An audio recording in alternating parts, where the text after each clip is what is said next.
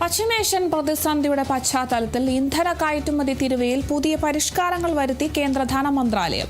ഇന്ധന കയറ്റുമതിക്ക് അധിക കയറ്റുമതി തീരുവ ഏർപ്പെടുത്തി വിജ്ഞാപനമിറക്കി. പെട്രോൾ കയറ്റുമതിക്ക് 1 ലിറ്ററിന് 3 രൂപ പ്രത്യേക അധിക എക്സൈസ് ചുമത്തി.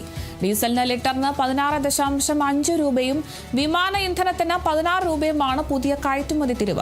ആഗോളതലത്തിൽ ക്രൂഡ് ഓയിൽ വില വർദ്ധിച്ചു വരുന്ന സാഹചര്യത്തിൽ രാജ്യത്ത് ഇന്ധന ലഭ്യത ഉറപ്പാക്കാനും കയറ്റുമതി ചെയ്യുന്ന കമ്പനികൾ അമിത ലാഭം നേടുന്നത് തടയാനുമാണ് നടപടിയെന്ന് സർക്കാർ വ്യക്തമാക്കി.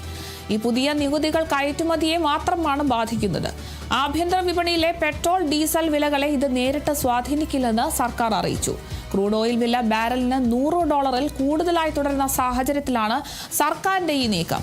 കയറ്റുമതിയിൽ പ്രത്യേക നികുതി ചുമത്തുന്നതിലൂടെ കൂടുതൽ വിദേശ നാണ്യം നേടാനും സർക്കാർ ലക്ഷ്യമിടുന്നുണ്ട്. പശ്ചിമേഷ്യൻ പ്രതിസന്ധിക്ക് ശേഷം ആദ്യമായാണ് പെട്രോൾ കയറ്റുമതിക്ക് ഇത്തരമൊരു നികുതി ഏർപ്പെടുത്തിയിരിക്കുന്നത്.